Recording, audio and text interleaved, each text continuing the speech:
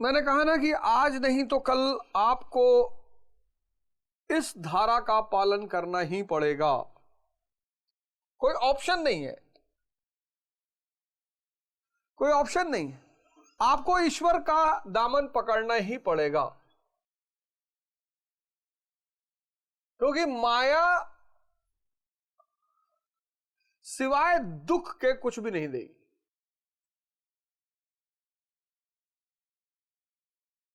दे ही नहीं सकती। और ईश्वर के पास सिवाय आनंद के कुछ भी नहीं है। माया का सहारा कौन है? मन और इंद्रियां।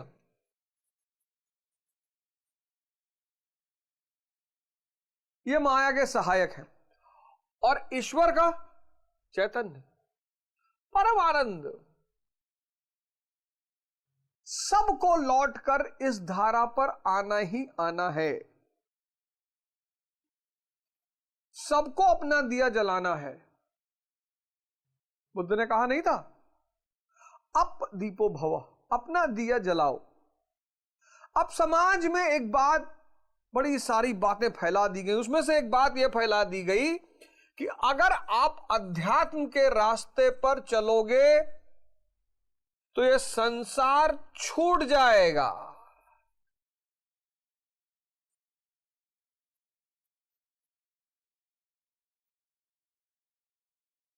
कितनी बड़ी भ्रांति संसार में फैला दी गई कि अगर आप अध्यात्म के रास्ते पर चलोगे तो यह संसार छूट जाएगा,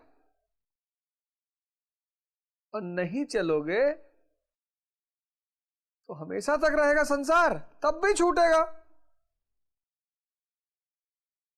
परिवर्तन इस संसार का नियम है। इस संसार में कुछ भी मरता नहीं।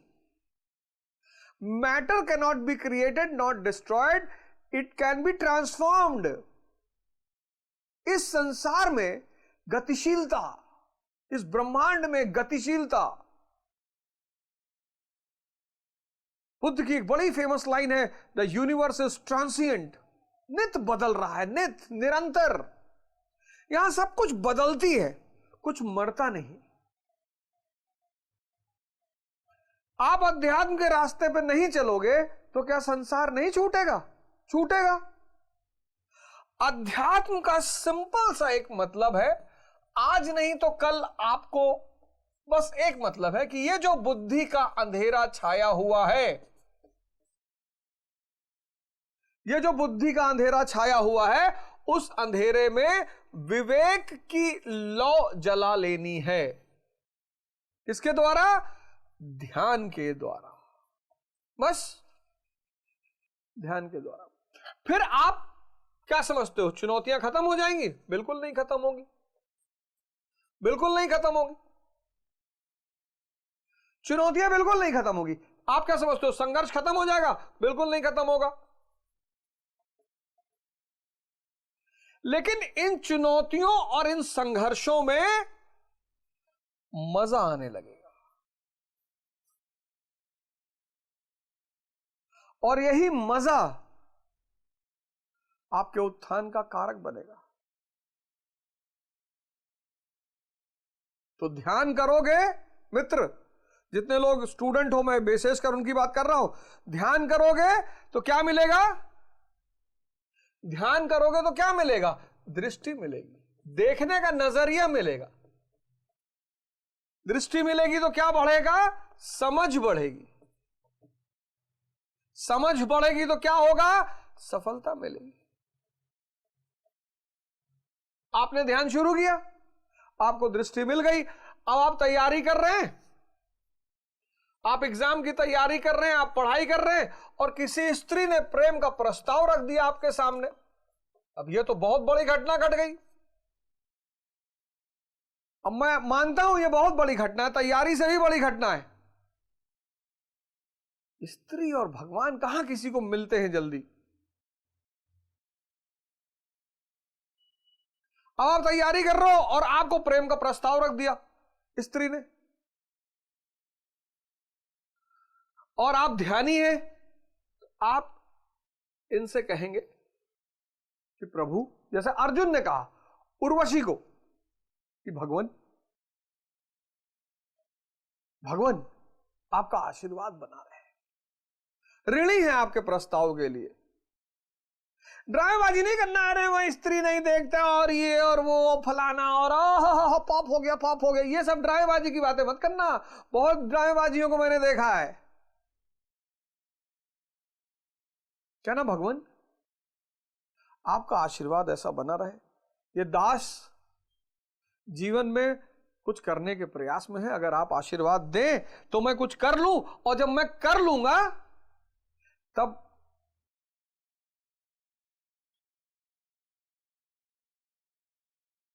आपके समक्ष हाजिर हो जाऊंगा। बस आशीर्वाद बनाए रखें, लड़ाई झगड़ा करने की कोई जरूरत नहीं। यह दृष्टि है, यह समझ है।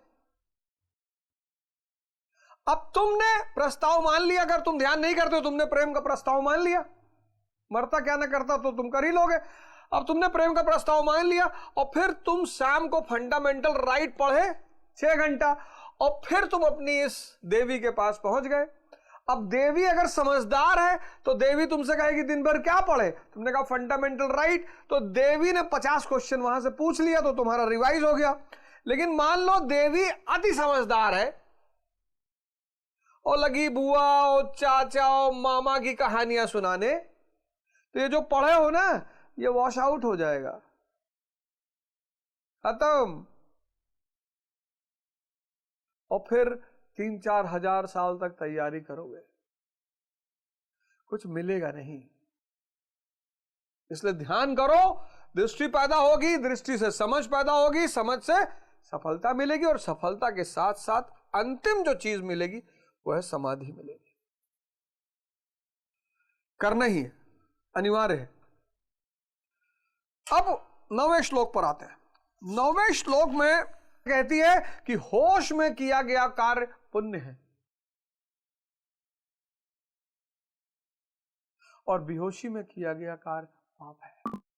अगर बेहोशी में आप मंदिर में जा रहे हो, पाप ही हो रहा है।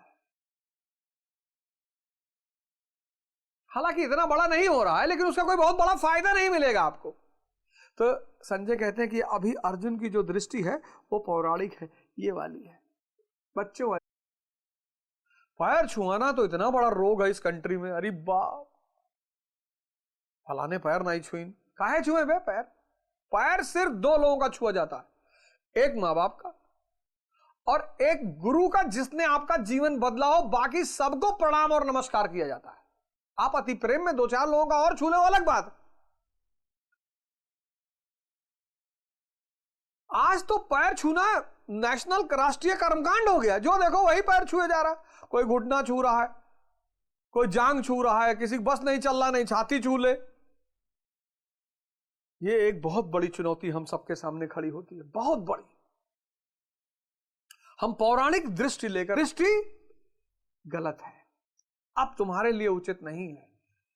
छोटे बच्चे थे तो बोतल में दूध पी रहे थे, अब बोतल भी छोड़ दो और दूध भी छोड़ दो। अब ध्यान रूपी रस का सेवन करो, मस्त रहो, जीवन की चुनौतियों और संघर्षों का सामना करो।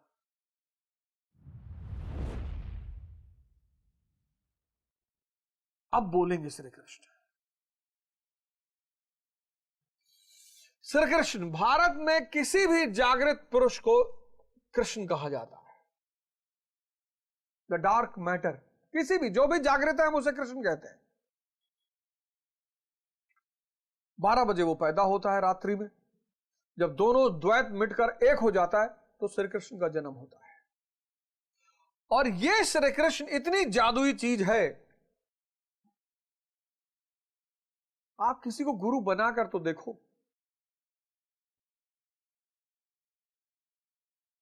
गुरु बनाओ और ध्यान करो, और फिर अपने अगल बगल हो रहे छोटे छोटे परिवर्तनों को पहले देखना शुरू करो, आपकी श्रद्धा बढ़नी शुरू हो जाएगी। ये जो श्री कृष्ण है, श्री कृष्ण जागृत पुरुष, यानी वाइब्रेशन किसकी? चेतना की। ये आपके जीवन को धीरे धीरे, बस आपको दिखाई पड़ना चाहिए, बस आपको दिखाई पड़ना चाहिए। मैं आपके सामने एक साक्षात ज्वलंत उदाहरण,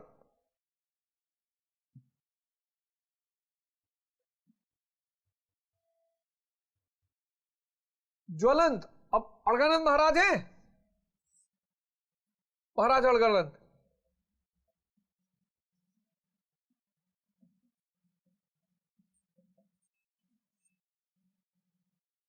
अब शुद्ध चेतना बचे हैं, शुद्ध। अब शरीर की सीमा है, शरीर एक समय में एक ही जगह रहेगा, छत्तीसगढ़, बरचर, छतरपुर, लेकिन चेतना इस ब्रह्मांड, पूरा ब्रह्मांड चैतन्य है। आप मंगल नहीं, एंड्रोमीडा की गैलेक्सी में बैठोगे और जैसे याद करोगे वो वाइब्रेशन तुरंत आपके साथ जुड़ी है, जुड़ी ही हुई है, एक्टिव हो जाएगी। इसलिए जब ध्यान करने बैठो तो गुरु का स्मरण करो, वही आपके मन के विचारों को खत्म कर सकता है। उसकी एंट्री बहुत जरूरी है। अब श्री कृष्ण की एंट्री यहां पे होगी। जो लोग ध्यान शुरू करते हैं बहुत दिक्कत आती है उनको, आगे चर्चा करेंगे क्यों दिक्कत आती है। ध्यान की शुरुआत ये स्थिति है, ये पहली स्थिति बहुत चुनौतीपूर्ण, भाग जाते हैं लोग, क्या रहे भैया ये सब क्या करी। तो गुरु इतना अनिवार्य है, अगर वो एंटर नहीं करेगा बीच में, गुरु यानी चेतना, अगर आप उसे शरीर के रूप में देख रहे तब आप फंस जाएंगे। अगर आप उसे दुनियावी चीजों के लिए याद कर रहे हैं, संसारी चीजों के लिए याद कर रहे हैं, ठीक है कुछ ना कुछ थोड़ा बहुत आपको दे देगा, ऐसी बात नहीं है, थोड़ा बहुत संसारी चीजें भी मिल जाएंगी, शादी हो जाएगी, लड़का बच्चा पैदा हो जाएगा, किसी का जीवन बच जाएगा, कोई अकाल मृत्यु से बच जाएगा, संपत्ति आ जाएगी, लेकिन मेन जो भूमिका गुरु की है वो है अपने शिष्य को पार कराने की भूमिका है। और जब आप ध्यान करने बैठो गुरु का स्मरण करो। इतनी जादुई प्रक्रिया है ये, इतनी जादुई। गुरु का स्मरण करो, गुरु का स्मरण करोगे मन एक बड़ी शक्ति से आच्छादित हो जाएगा, फिर नहीं कर पाएगा बदतमीजी, कर ही नहीं पाएगा। आप करके देखो, गुरु का स्मरण करो। यह बात गुरु खुद नहीं कहेगा, नहीं तो स्वमहिमा मंडन हो जाएगी। गुरु का स्मरण करो। ध्यान मूर्ति गुरु मूलम, उसके पीछे साइंस यही है, क्योंकि वो चेतना है, वो शरीर नहीं है, वो चेतना है। जहां आपने उसका स्मरण किया वो चेतना आपको घेर लेगी, पारस आपको घेर लेगा। और जब पारस आपके चारों तरफ आ जाएगा तो ये जो आपका लोहा है ये धीरे धीरे सोने में बदलना शुरू हो जाएगा, धीरे धीरे। बहुत ध्यान बढ़ेगा अगर आपका, थोड़ा थोड़ा अगर ध्यान आपका बढ़ेगा तो आपको सने सने परिवर्तन दिखाई पड़ने लगेंगे। मैं जब पहली बार बैठकर पढ़ने लगा तो मुझे बड़ा अजीब लगा। अरे मुझसे कोई माई का लाल शराब छुड़वा सकता था? मुझसे कोई माई का लाल मांस छुड़वा सकता था? संभव ही नहीं था। मतलब शराब के खिलाफ कोई बोल दे तो मेरा मतलब गर्दन पकड़ ले इसकी। और भोग के तो कहने ही क्या है।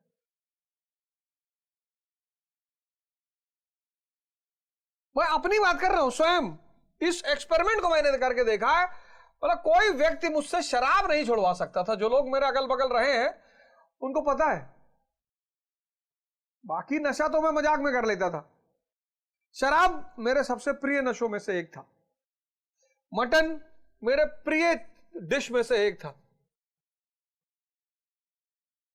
भोग की आकांक्षा, उत्कंठ,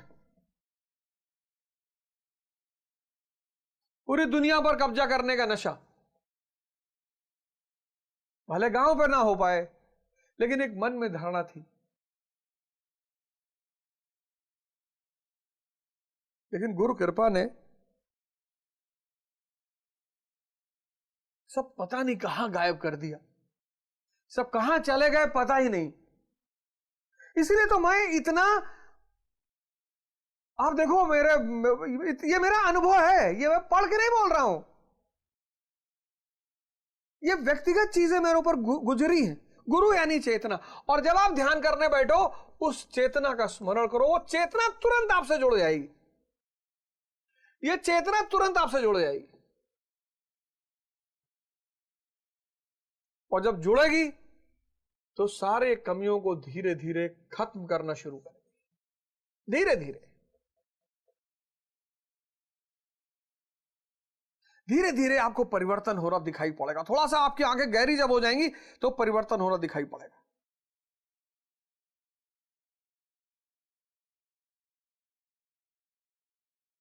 यह मेरा जीवन का व्यक्तिगत अनुभव है। ध्यान मूलम गुरुर्मूर्तिम।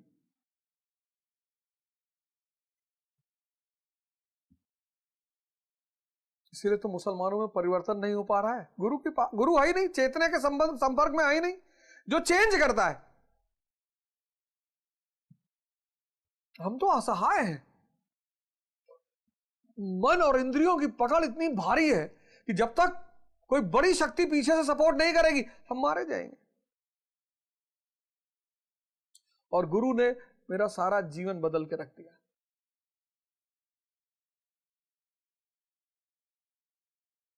और गुरु ने मेरे सारा जीवन बदल के रख दिया, सारा। हमारे एक मित्र हरपाल सिंह बग्गा, अभी रिसेंटली मैं गोंडा में था तो हमसे मिले।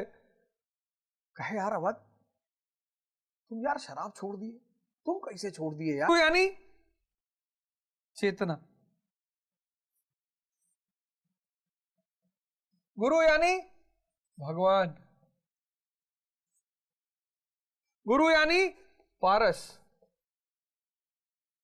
गुरु यानी जादू। जो कोई काम नहीं कर सकता दुनिया में, वो गुरु करेगा, उसकी चेतना करेगी। आप बस सुबह स्मरण करो उसके साथ, उसके नाम के, उसके फोटो से उसका नाम बस रटना शुरू। जय हो प्रभु।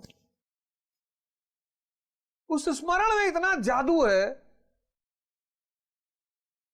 ये बात लेकिन गुरु नहीं कहेगा आपसे, ये मैं कह रहा हूं। ये मेरे व्यक्तिगत अनुभव की बात है। मेरा जीवन परिवर्तन एक साक्षात उदाहरण है इस दुनिया में। इसलिए पहले एपिसोड में मैंने अपने बगल अंगुलीमाल की फोटो लगाई थी कि ये मेरा पास्ट है और ये मैं हूं। बहुत बड़ा जादू है गुरु। आइए सब अपना अपना गुरु बनाइए। मैं ये थोड़ी कह रहा हूं कि आप मेरे बताए हुए किसी गुरु बनाइए। आप बनाइए, आपकी जो चॉइस हो। और गुरु का स्मरण करिए। सुबह उठिए, उसका स्मरण करते हुए ध्यान में बैठिए।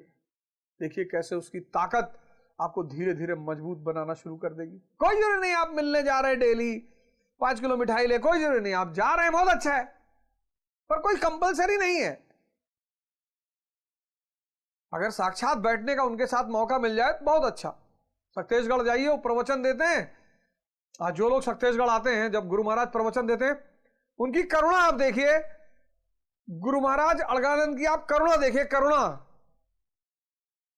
शरीर असहाय हो चुका है, लेकिन गुरु महाराज फिर भी जाते जाते, जाना तो उनको कहीं है नहीं, लेकिन शरीर छोड़ने से पहले वो जान गए कि बहुत सारे लोग इस चेतना का लाभ ले रहे हैं, तो ले लो, लूट लो खजाना।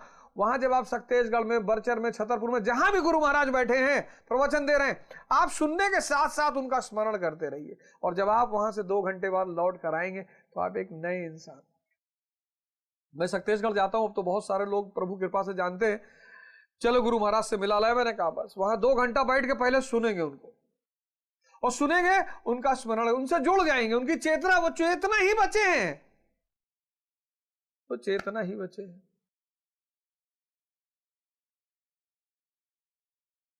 खजाना लुट रहा है शक्तेशगढ़ में। जाओ यार, 1 घंटा बैठो यार।